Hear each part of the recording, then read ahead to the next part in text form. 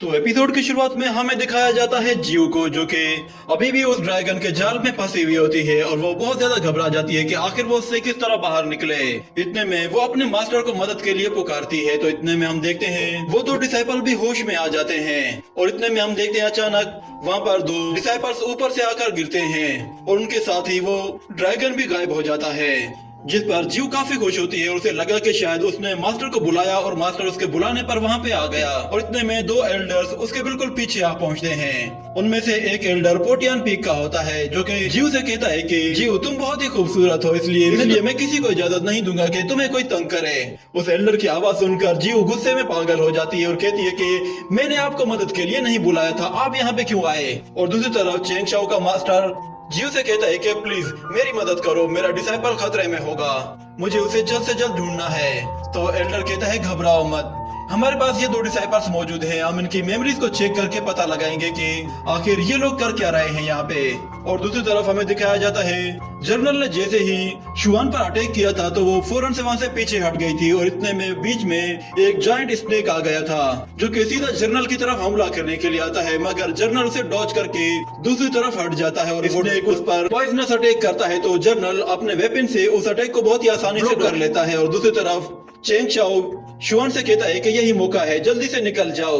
तो शुआन जैसे ही वहां से भागती है तो युआन मेंग उसे भागते हुए देख लेता है, तो वो उसका पीछा करता है और चेंग शाओ कहता है कि मुझे यहीं पे ही रुकना होगा, मुझे वो पॉइजनस हर्ब हर हाल में चाहिए। और दूसरी तरफ हमें दिखाया जाता है कि वो जायंट स्नेक जैसे ही जर्नल पे हमला करने के लिए आता है तो जर्नल अपने वेपन से उस पर एक जोरदार वार करता है, जो कि उसके सिर से लगकर वापस ऊपर चला जाता है। और फिर हम देखते हैं कि वो वेपन वापस घूमते हुए उस स्नेक को आकर हिट करता है और उसके छोटे छोटे टुकड़े कर देता है।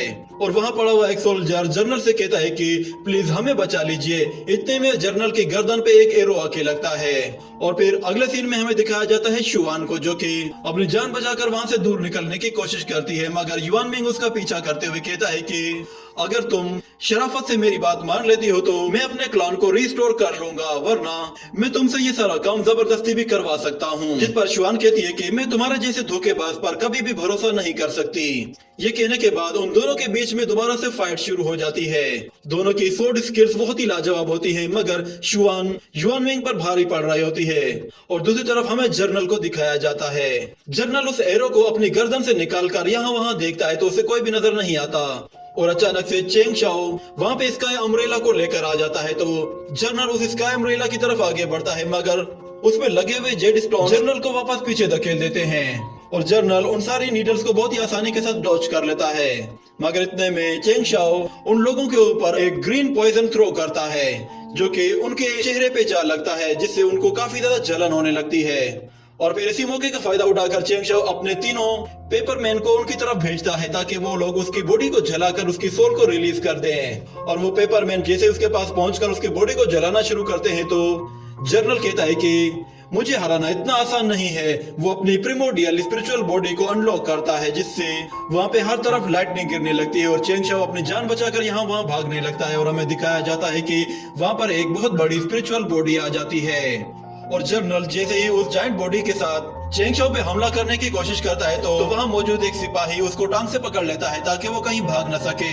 और उसके हमले के बाद हम देखते हैं कि चेंग शाओ जमीन पे पड़ा हुआ होता है, जिस पर जर्नल उसका मजाक उड़ाते हुए कहता है कि तुम्हारी टेक्निक सच में बहुत ही लाजवाब है, मगर जहाँ तक बात पावर की है तो तुम मेरे सामने कुछ भी नहीं। इतने में अचानक बहुत सारे एरोज आकर जर्नल की बॉडी को हिट कर जाते हैं, जिसके बाद हमें पता चलता है कि वो बॉडी असल चेंग शाओ की एक पेपरमैन की थी, जिसको चेंग शाओ जला देता है तो उसके साथ वो वॉरियर भी जल जाता है।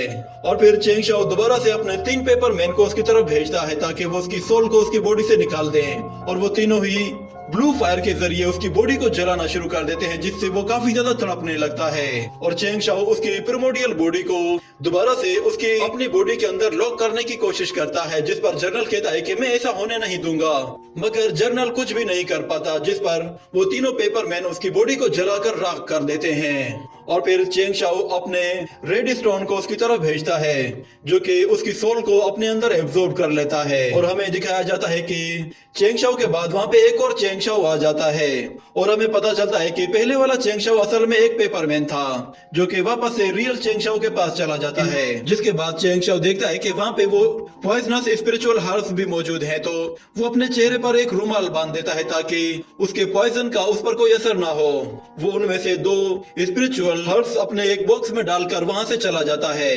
और दूसरे सीन में हमें दिखाया जाता है कि शुआन अभी भी युआन मिंग के साथ फाइट कर रही होती है, और वो उसे काफी अच्छा सबक सिखा रही थी। युआन मिंग उसके आगे काफी कमजोर पड़ गया था, मगर वो हार मानने को तैयार नहीं होता, और वो कहता है कि मैं अपना मेनलैंड वापस रिस्टोर करके ही रहूंगा। ये कहने के बाद वो एक रेड ब्लड पिल खा लेता है, जिससे उसकी बॉडी में बहुत ज्यादा पावर आ जाती है, और हम देखते हैं कि देखते ही देखते उसका चेहरा बिल्कुल चेंज हो जाता है, और उसमें हर जगह बहुत सारे रेड मार्क्स आ जाते हैं। स्ट्रेंथ और पावर बहुत ज्यादा बढ़ जाती है।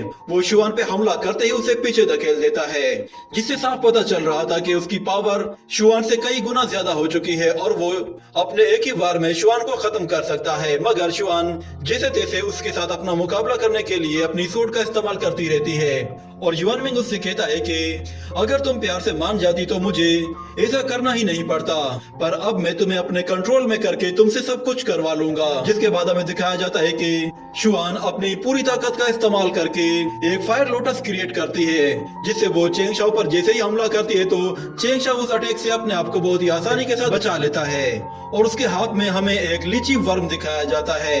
इतने में चेंग शाओ वहाँ पे आकर उस लीची वर्म को उसके हाथ में देखता है, तो वो उसे अपने सिल्क थ्रेड से पकड़ लेता है, और दूसरी तरफ शुआन को मौका मिल जाता है। वो उस पर अपनी सोर्स लेकर तेजी से हमला करने के लिए आती है, और अपनी सोर्स उसकी बॉडी के आर पार कर देती है, जिससे उसका खेल वहीं पे ही खत्म हो जाता है। और शुआन काफी ज्यादा हैरान होती है, और वो कहती है कि आखिर तुमने मेरे अटैक को रोकने की कोशिश क्यों नहीं की, या फिर किसी ने तुम्हें ऐसा करने ही नहीं दिया। ये कहने के बाद शुआन जैसे ही वहां से जाने लगती है तो उसे चक्कर आना शुरू हो जाते हैं, जिसमें वहीं लड़खड़ा कर गिरती है, तो चेंग शाओ उसे पकड़ लेता है। और दूसरी तरफ हमें दिखाया जाता है वो मास्टर्स जियो के साथ उस पॉइजनस स्पिरिचुअल हर्ब वाली जगह पे आ पहुंचते हैं, जहां वो देखते हैं कि वो डीमन स्नेक वहां पे मरा हुआ है, और वहीं पे जर्नल की बॉडी भी पूरी तरह से जलकर खाक हो चुकी है। जिस पर जियो कहती है कि लगता है कि शायद जर्नल जायंट स्नेक के साथ लड़ते लड़ते मर गया।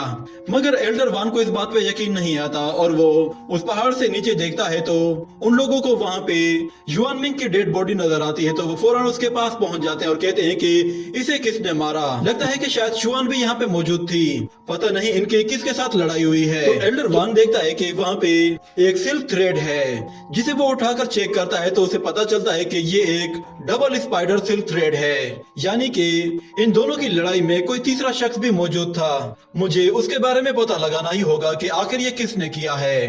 ये कहने के साथ ही ये एपिसोड यहीं पे ही खत्म हो जाता है।